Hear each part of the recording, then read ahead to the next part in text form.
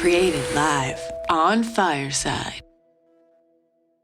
Welcome to Your Next Stop. This is Juliette Hahn. I am a wife, mom, virtual coach, public speaker, and crazy obsessed dog lover. I am so honored to be able to take you into the life of someone that has followed a passion.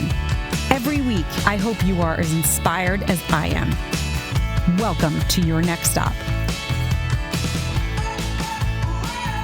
My name is Juliette Hahn. I am the host of YNSLive. I have a couple shows on here on Fireside. I'm obsessed with Fireside. It's my new favorite thing.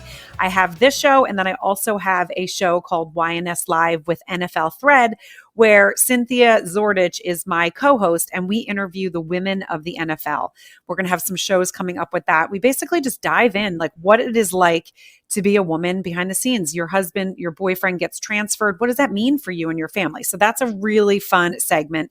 And then I also do, I also have my podcast, Your Next Stop, that is a pre-recorded podcast. But right now I am doing weekly shows with sometimes double time, 2 times a week. And next week we have 2 shows. Definitely check in the schedule because there's some really good ones. So Sarah, I cannot wait for you to jump in. Like Sarah and I have talked a couple times. I love what Sarah is doing, and it's exactly what my show is all about. So welcome, Sarah. How are you? Good morning. I'm great. Thanks so much for having me. Of course. Okay. So I would love to just dive in right away. Give us a little insight of who you are and how you founded the Network of Women. Sure. So my name is Sarah O'Brien Hammond, and I, as Juliette mentioned, am the founder of a community. It's an in real life and digital community called the Network of Women. And I think many women can probably resonate with my story. At 42, well, first of all, I guess before that, I've always been sort of a goal-centric person. And I have been always like going through life, like checking all the boxes. Like, I just got to get through life. I got to do all that I'm supposed to be doing, keep forging forward. And then there'll be like rainbows and unicorns at the end of the rainbow, right? Like, I don't know how many of you can like applaud and if that resonates at all, but I just went like hell's, like as fast as I could through life, checking these boxes. Juliette, if you like, does this resonate with you? Yes. Well, I remember we talked about this. I mean, I am definitely a goal set person. And it's funny because I was never the type of person that was like, okay, I have to go to college, get married, and then, start my career, have kids, decide what I'm going to do. But it actually kind of all happened that way, but it wasn't ever like first in my mind. I kind of let things happen.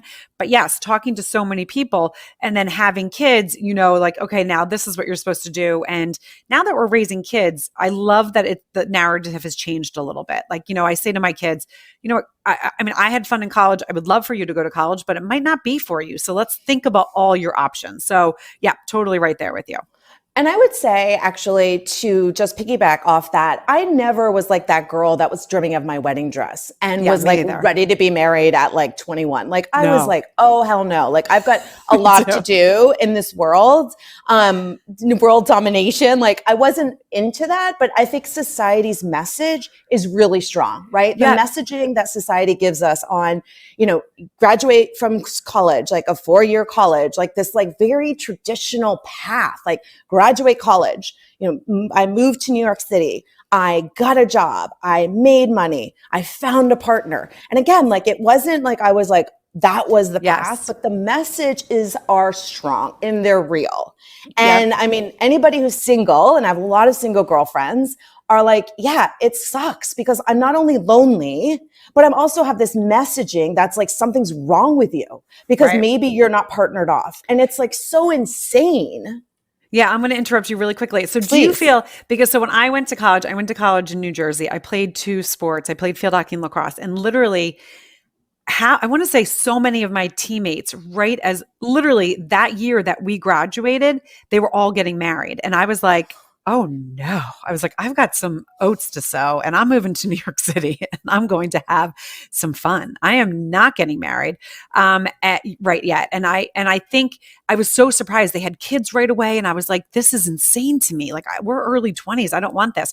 So, and I also feel like a lot of my friends in New York were a little bit like that too. They were like, no, like we're not getting married right away. And so I do feel like a small town versus a city it definitely has a little bit of a different message. Do you kind of feel that as well? For sure. Yeah. I think there's a lot about what your greatest role models were. I mean, like people tend to be, exhibit the patterns of what they were modeled as children. And so there's a lot of people who, if their parents got married young, they might follow in that same pattern.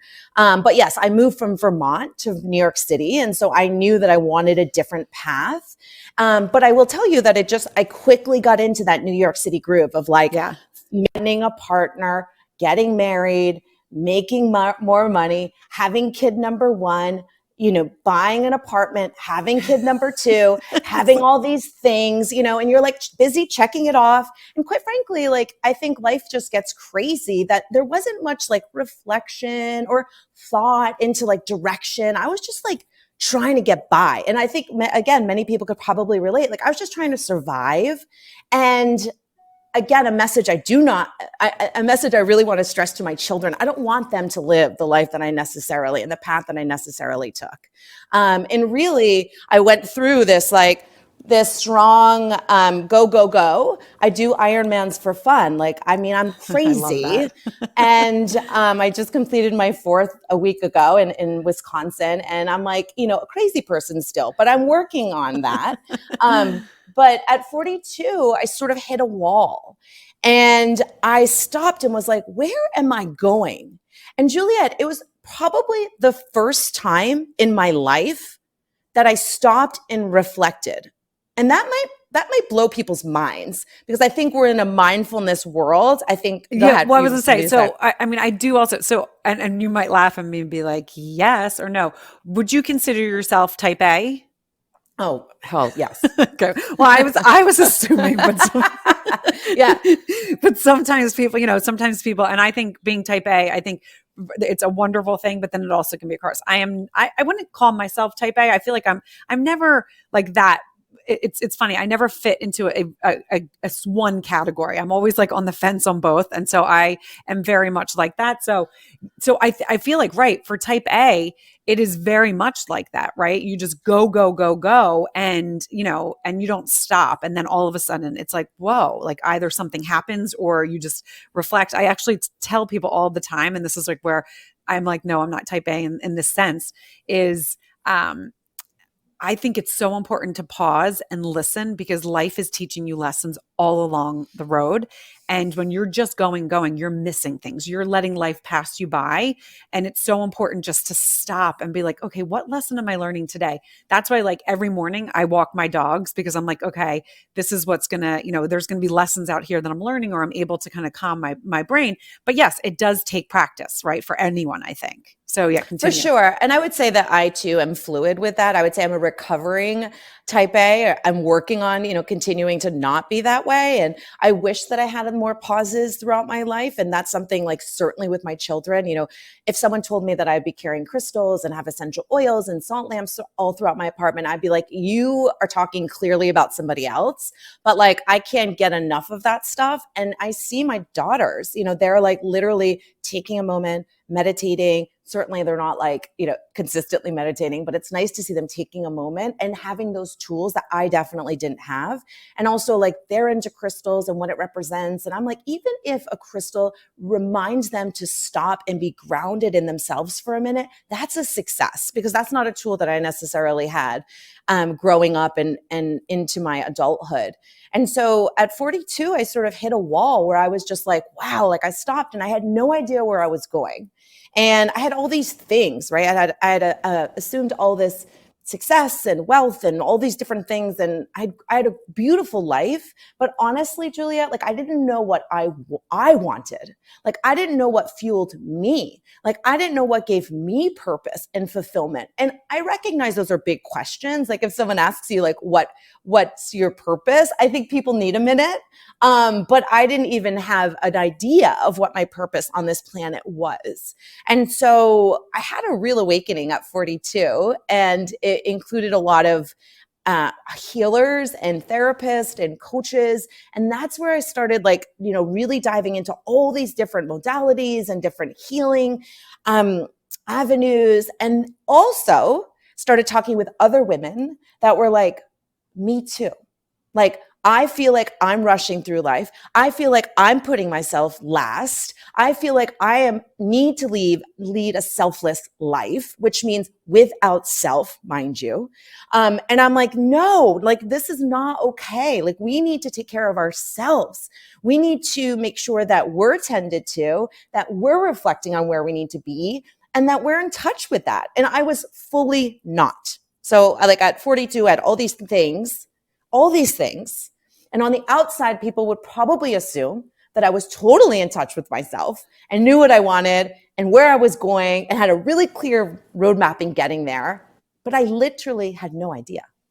Right. Like I was just like, I literally was like, where am I? And I turned to my husband and I was like, I'm not happy. I'm not happy in this marriage. I'm not happy in this life. I'm not happy with this family.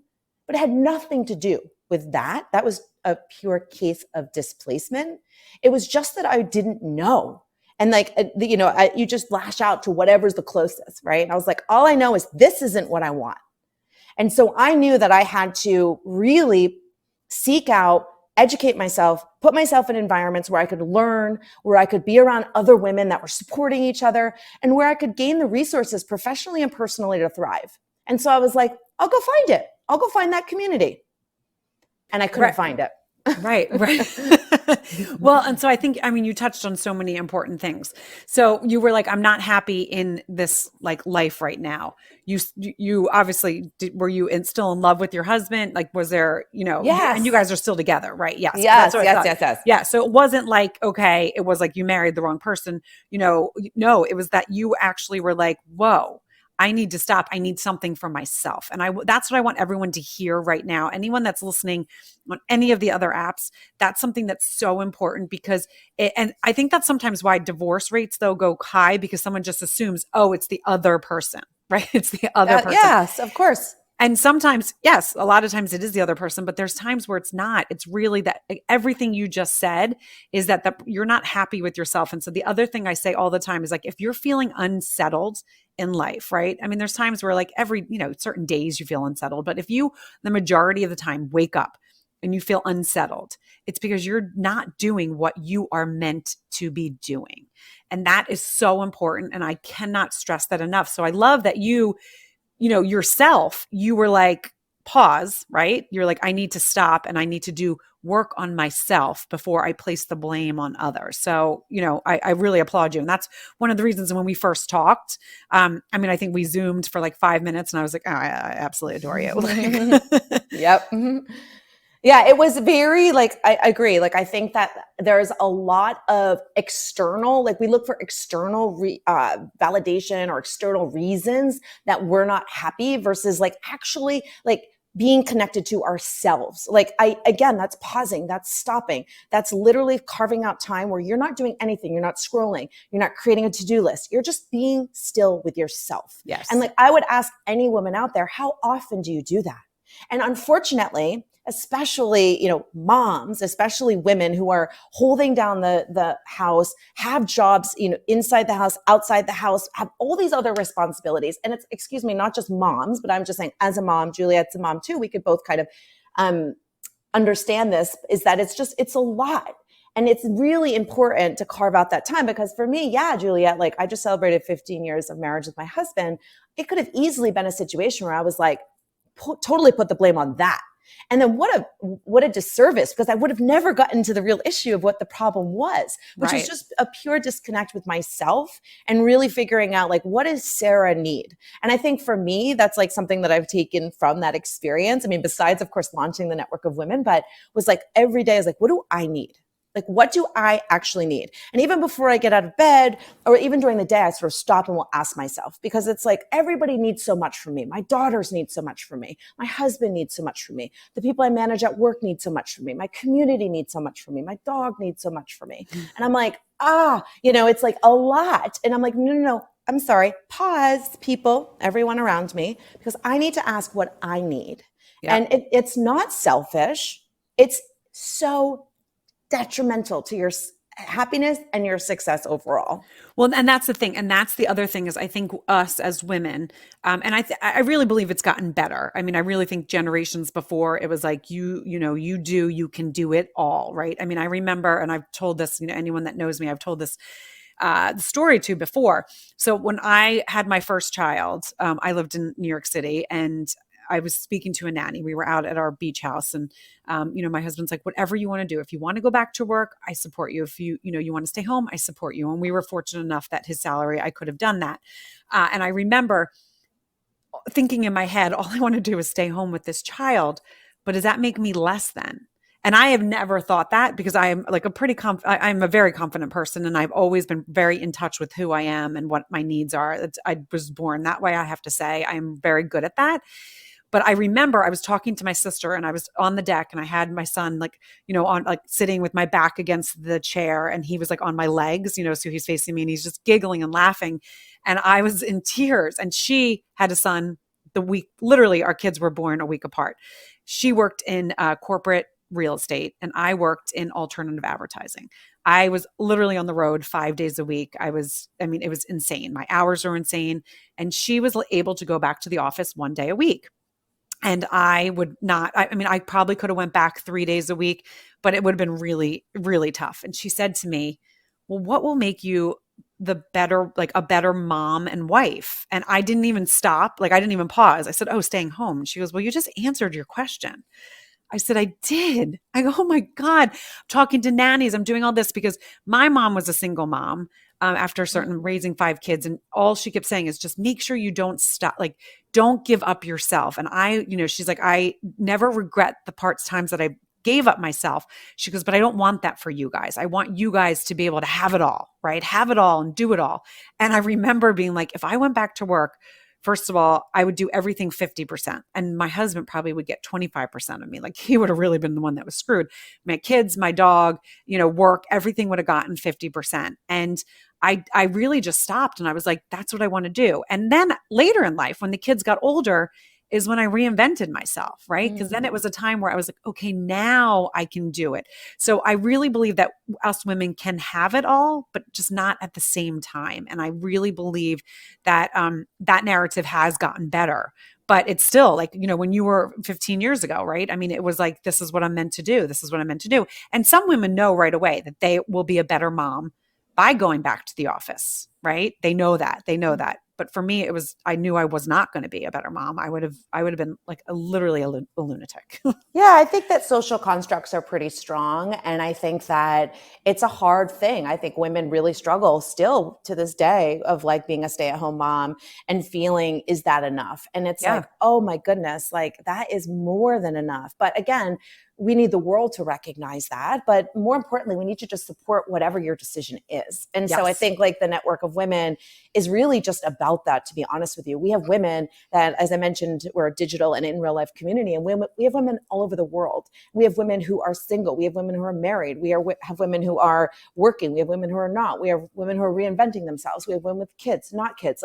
It is literally, and it's beautiful because there's so much diversity, we're able to really learn so much from each other. And actually, that's where true empathy begins, right? Yes. When you surround yourself with people who are unlike you, which is what I really make a huge effort to do really in my life, but really in this community as well, as diversity is super important to us. I don't need a community of people that look like me, or are in the same socioeconomic class as me, or the same background or experience as me. I grow and expand as a human by being around people who are different than me and who have had those different experiences. And so I can understand Juliet's experience that much more, and people like her. So there's greater empathy because, as we know, there's always been this somewhat of a struggle between working moms and non-working moms, and, people having to justify, well, I work in the house, and then there's I work outside the house. It's it doesn't matter. We don't need to be against each other. Let's actually all be sitting at the same table together, supporting one another. So I think as a whole, it's a really good point for you to bring up. And, the network of women was really created. Like I mentioned before, I was I'll just go out and find a community where I can be around supportive women, where we can talk about being powerful in the boardroom, but also being powerful in our personal life. And I couldn't find that in New York City. crazy enough. Crazy. I couldn't find it. There's a lot of professional networks. There's not as many like personal networks, I would say, that at least I've found that were sort of what I was seeking, which is really talking about the things that no one's talking about. Because that's the network of women. Like, I'm like, let's get real. Like, let's talk about things that are important. Like, let's talk about sex. Let's talk about relationships. Let's talk about body. Let's talk about confidence. Let's talk about, all these like hormones. Let's talk about like being 46. Like, let's talk about the real stuff instead of like, meeting and having it be surface. And so, I couldn't find that community. I never sought to like create a community. I just couldn't find it. And ultimately I was like, you know what? I guess I have to create it, because I was telling all these women, and these women are like, me too. I want to be around other supportive women. I want to expand in my life. And I want to be talking about things that are important. I don't want to be in superficial conversations. And I'm like, oh my gosh, yes. And so that's how really the Network of Women was born, was just really by my own life's journey of feeling like I needed to pause, feeling like I needed to take care of me and in here and listen to my soul and what was happening. Really listen, and then be able to surround myself with all these different women with all these different experiences and that I can learn from. And so we do weekly programming where we have workshops, we have speakers, like we have something called the Now Talk, which is like our version of TED Talk, which we have this Sunday. So we have 2 women that speak and tell their story, which is like so powerful, because as you know, Juliet, it's through storytelling that so much happens, right? You have a greater connection to others. You have a greater connection to yourself. It's really where empathy begins. And so we have events, we have summits, we have retreats, we have workshops, and it's in real life and digital community. So we really can support women across the globe. And it's been a really beautiful journey. And I am where I am today fully because of the women in this community and those that I've learned from. And now and I'm sure you just said it in the beginning and I missed that, but when did you form? Yeah, so we launched when I was 42. So it was like 4 years ago it'll be 4 years ago in March, actually. We'll be 4 years old. So we're still like in our infancy, but what we've accomplished in even the short years that we've been alive, it's been amazing. And we're adding new additions to the community every day. And it's really beautiful to see. It's been a really natural, organic growth. And just, what I love most about the Network of Women is that when you have a group of women, whether it's in real life or digital, and someone shares something because they feel safe enough and they feel that they're in a space that they can share this, where they share, and you see other women drop their shoulders, right, and sigh, a sigh of relief that you're not the only one. Like, there's so much power in that. Yes. And I feel like women need to know you aren't the only one that you're going through X, Y, and Z. And so it's really powerful to have women around each other that can share intimate things or not. We have really fun, uplifting, light things too. But sometimes we have conversations that are like really intimate and personal, and women feel safe sharing. And other women can really feel like really less lonely and more supported. And that every time I see that, it just fuels my heart, because I'm like, oh, she doesn't feel alone. Like, right. Oh, thank goodness. And that's amazing. And the other thing is I love Fireside, because how fun is it? Like, thank you, Gina. We love your support. And James, I know you're clapping as well, because one thing I do want to touch on is when you as a woman that, and I'm talking about like, because I am married, you're married, you as a woman, when you are at your best, you also are at your best for your spouse and your kids, and it just makes for a happier house. And I think that's what's so important when you're taking care of your brain, when you're taking care of yourself physically, you just are a better person. And so I love that you're doing that with the Now, with where you're giving the people, hey, Shelby, you're giving people a space to do just that, to heal themselves. Because, there's times where there is therapy is great, but therapy is not for everyone. But there's also times that therapy doesn't kind of scratch an itch with certain things. And so the fact that you're putting women together that are able to, as you said, kind of their shoulders go down and they're like, okay, I'm not the only one that's happening to. Because in a therapy office, you're going to hear from your therapist, oh, that's happening to other people. But when you don't hear it firsthand, it doesn't mean the same thing. So you're giving a space for women to be able to be the best that they can be. So then they can go home and be their best for their spouses, for their kids, for their animals, for their neighbors and all of that. So I applaud you on that again, because that's just wonderful. Yeah, thanks. I think it's extremely important, and it's tough. Sometimes it's awesome. Like sometimes I'll have women like in their closet and they're like, this is the only place that I could like find a quiet space where my kids aren't going to find me. And I'm like, yes, queen, like you did it. Like give yourself this hour. And our events are digestible chunks, right? So they're an hour. And so mostly they're an hour. And so it's beautiful that people can it might be tough to slip away, but I always tell women, I always return more, a better mother, a better wife, to your point, a better friend, a better sister.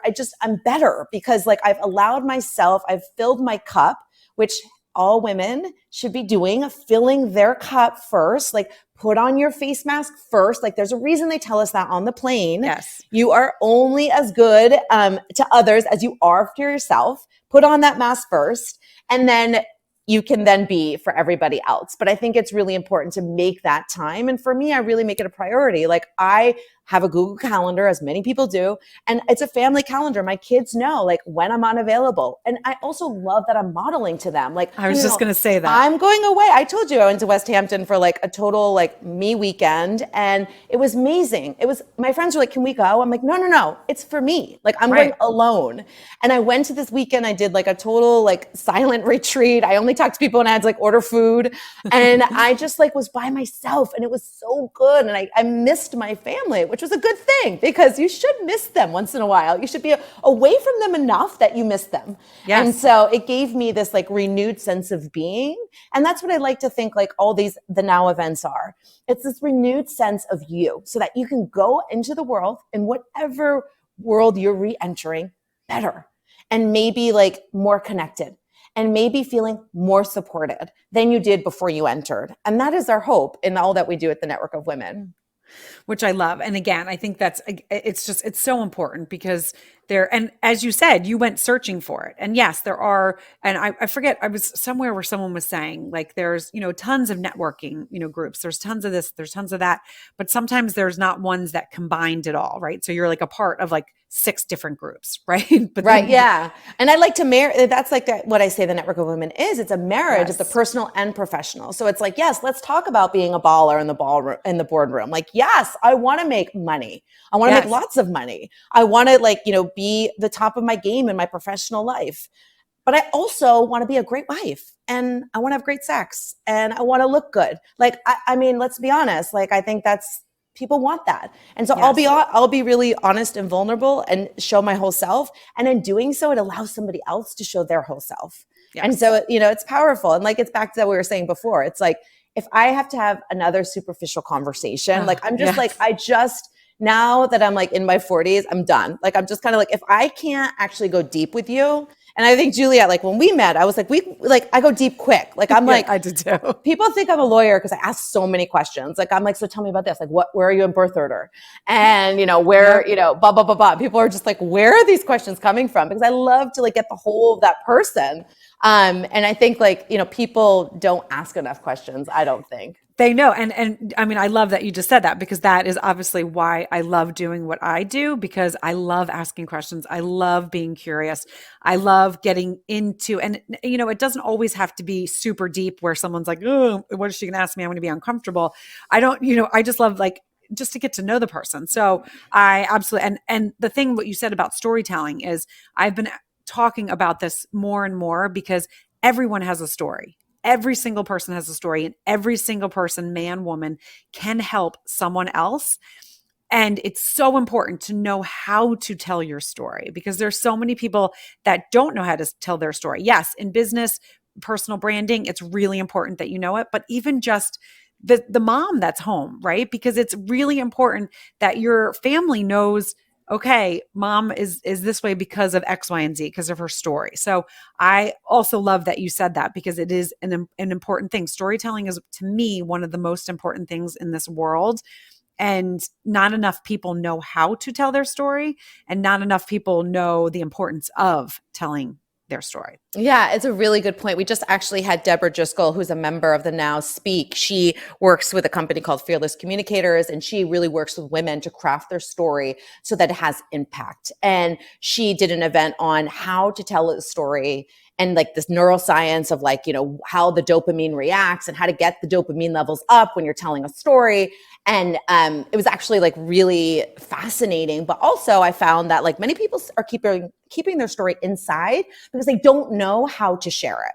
Right. And so it's like they don't know, how do I actually get it across and have it have impact and meaning? And so it was nice that we had Deborah speak, a couple weeks ago. And then also this Sunday at the Now Talks, it's wonderful because every time you have women share their story, the hope is that, yes, there's greater connection with them, there's greater connection with yourself, but hopefully you get the power, a little bit more confidence that maybe and ammunition and resources to be able to actually tell your own story and to be able to maybe take that step and tell your story. Because yes, to your point, like everybody has a story.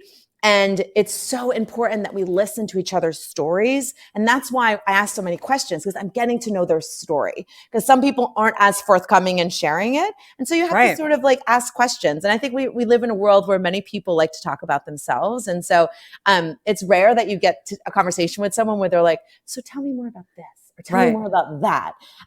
So if you ever meet Julia and I, or to have a conversation with us, that's what you'll get. Like we're a little bit more like, tell me more, and like, what did it feel, and what was your husband, blah blah blah. Yeah.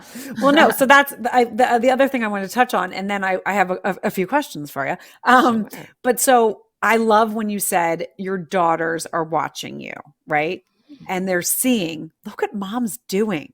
Look what she's doing for other women. So after I do an interview or after I've talked to someone or after I've been in a show, it's so funny because I literally like skip down the stairs and my husband and my kids will be like, okay, who did you talk to today? What just happened? Because I literally am like, oh my God, guys, this is so fascinating. Listen to this and listen to that. And they can see how excited I get. Now, is it for everyone? No, but they do listen because they know it makes me happy.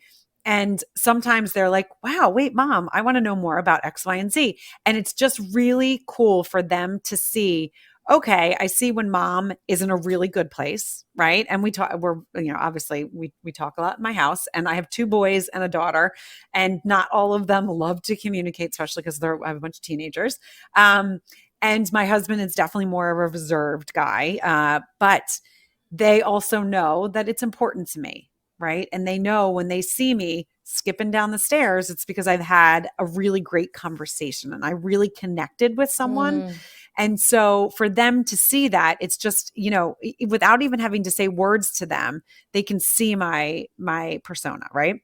So I love that you said that. So have your daughters, just give us, and your husband, like when you started this, were they like, oh, what are you doing? This is interesting. Because when I started my podcast, everyone was like, oh, do you know how to do that? And I'm like, nope, but I'm going to learn and I'm going to kill it because this is what I want to do. So yeah, so give us like a little bit into that. Like, how did you bring it up to your husband and kids, and what was their reaction? Yeah, I think also just to know, like when you said like your kids are watching, like the good and the bad, right? Like, yes, I run this amazing community and I like to think I do a lot of good and there's a lot of positive things around that. But I just think the message too is like the way you hold yourself, the way you speak to others, the way you like take time for yourself. Like my girls are like, even if they like say they're not, even if they're like, yeah, you're too, like, I'm too cool for you, mom. No, they're watching. Yeah. And it's like, that's such an important thing to note because I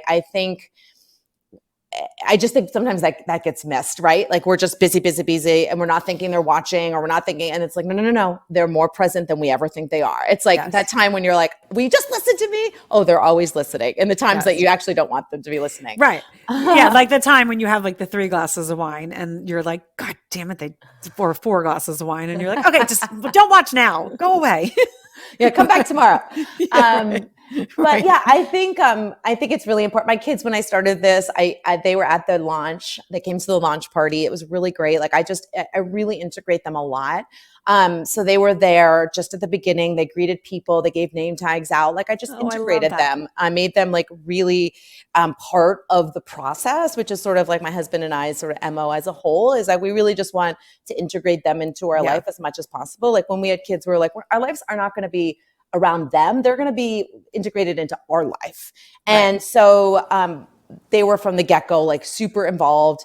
And, I asked them because a lot of the things and issues that they're dealing with are a lot of the issues, Julia, that we're still dealing with in our 30s and our 40s and our 50s. It's like relationships, and it's about body, and it's about hormones, because I have a 13-year-old. And so she's hormonal. Yes. I'm like perimenopausal. We're like, it's crazy. It's like my house, my 12-year-old, and I'm going to be 48. And it's, I'm like, oh, okay. Yep. Oh, right now. Okay. So how are you feeling? And I know it's because you have your period, which she just got, which I'm sure she's going to be really loving that I just broadcasted that live everywhere. Thank gosh she's not on here.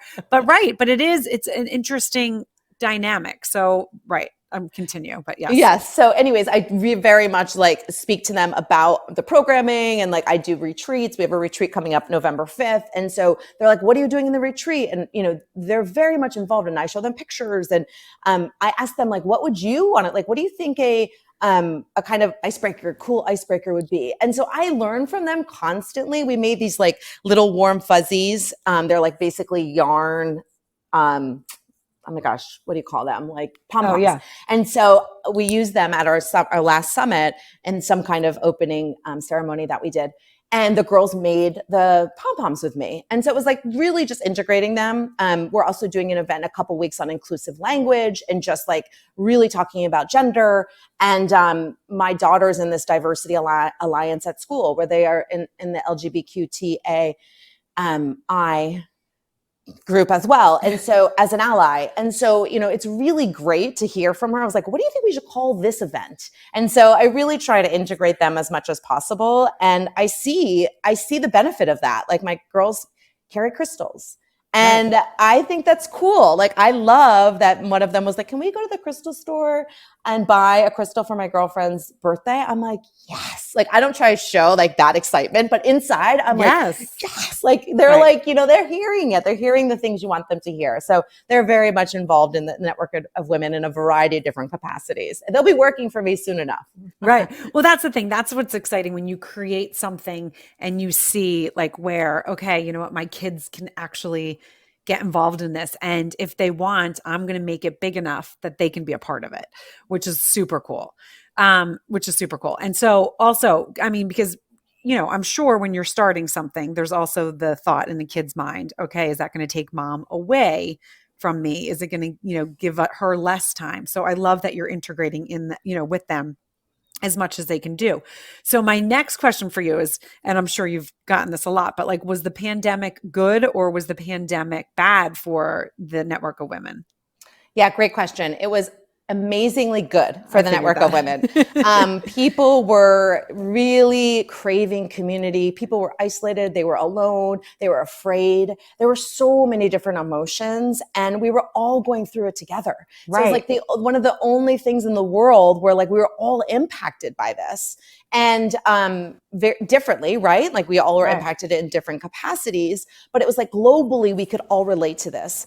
And so while we were only in real life community prior to the pandemic, we had our summit on March 9th, 20. Oh my gosh. 20, what was it, 20 or 2019? 19. The years are but literally days before the world shut down, we had 100 plus people in the city at our summit, and then the world shuts down. Talk about thank goodness that summit happened, because that was a lot. Well, but that's the thing. It was meant to happen, right? And that's, again, it was meant to happen. You had someone, whether it's God, the universe, whatever it is, they had your back. Yeah, right? There was definitely some universe had our back for sure. So yeah, so in any event, it was just been great. We just quickly pivoted to digital platform, which was pretty seamless, to be honest with you. Our team just quickly pivoted. We got onto a digital platform, and with the beauty of Zoom, and we have a platform that allows us to communicate with all the members. It was really kind of seamless. And now it's how do you just create an experience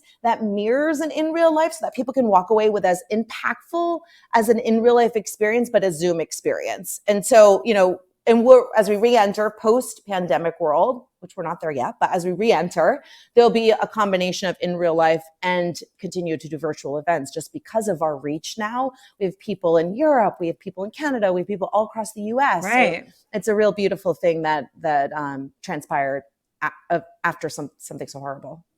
Right, which is wonderful. Guys in the audience, if you have any questions, thanks. I know there's people jumping in and out, which is wonderful. If you guys have any questions, please just put it in. If you like hit the little 2 lines at the bottom, it will like allow you to, or if you hit your react button, you can kind of type in a message, and I'm happy to ask Sarah.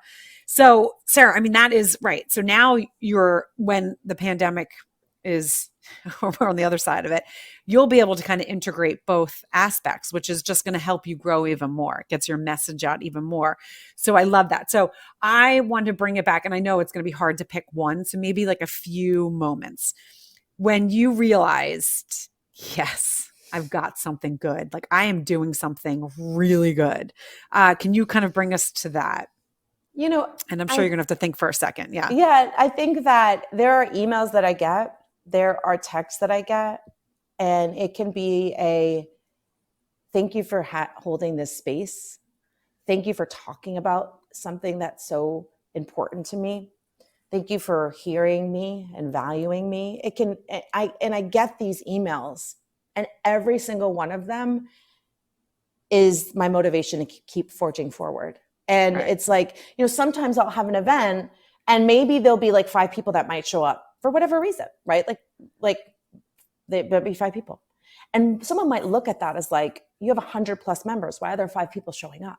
But like that gave people an opportunity to share in an environment that they might have not shared otherwise, yes. Because there might have been more people. And that's happened before as well, where I walk away like, oh, I really wish more people would have been there because it's such an important event. Meanwhile, we record all our events, so everything is on demand, so people right. can watch afterwards. But and then I'll get an email and it'll be like, thank you for holding this space. And I'm so glad that it was an intimate group because I wouldn't have ever shared what I see. And that's what it's all about. And I literally just got chills thinking about it too, because I'm like, yes. And so don't think, and I would say this to an entrepreneur too, or anyone building a business, having tons of people, or like, sometimes we get a skewed idea of what success means. Don't lose sight. Success to me means having an impact on somebody. And so whenever I get an email or a text or any type of communication with a member that says just thank you, I'm like, success. And you have to remember the small little golden nuggets of success, because that continues to motivate you to push you yes. forward. Because there's a lot of bad shit, and they're not bad shit. There's a lot of struggles and obstacles. And so right. I need those. I have like an inbox folder that says happy.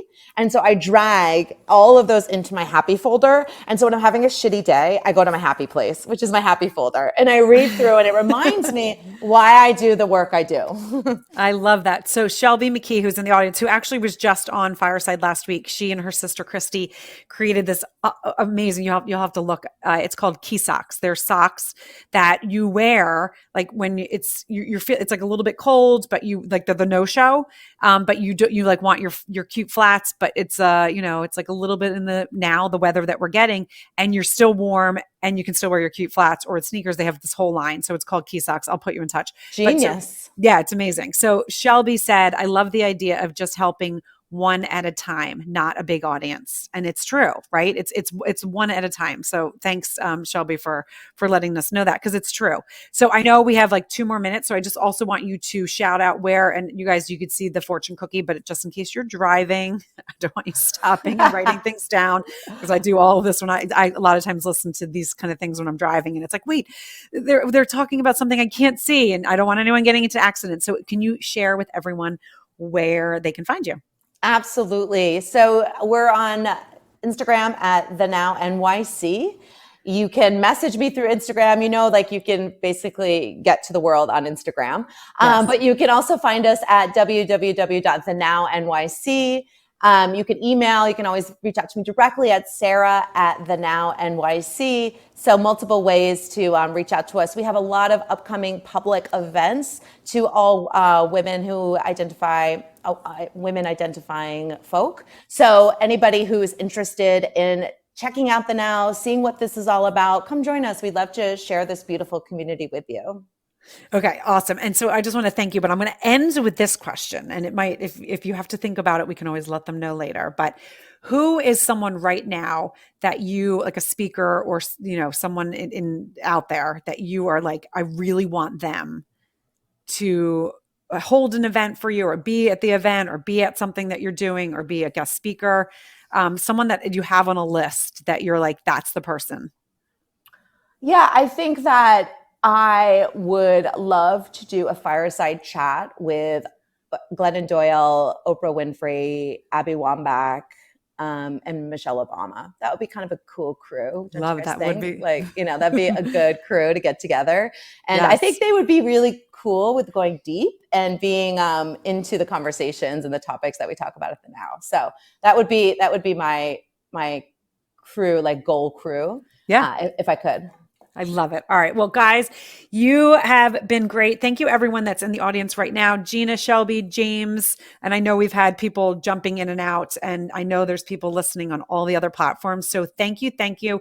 Reach out to Sarah if you guys want more information. And Sarah, thank you again. I really appreciate you joining this Fireside. And I absolutely love Fireside because of these intimate conversations that we can have, where afterwards, when I share with you the numbers of how many times this was like kind of shared and who's listened and all of that, you're going to be like, oh my gosh, this is amazing. So thank you again, Fireside, for holding this space. And guys, we will see you next week. Don't forget to check out, you can follow me on my Instagram. You guys know where it is. I am Juliette Hahn. You can also go to my website, but you will find out who is going to be coming up. You also, if you go to my profile here, you can see upcoming events, and I am scheduling more out. I have 2 more to schedule, which is going to be really, really fun. So thank you again, Sarah. I appreciate it. I'm going to bring up the weight bot, and we will see you guys next week. Thanks so much. Great being here. What fun. Thanks, Sarah. I hope you liked this episode of Your Next Stop. Please subscribe to my channel, share with your friends, and join in each week.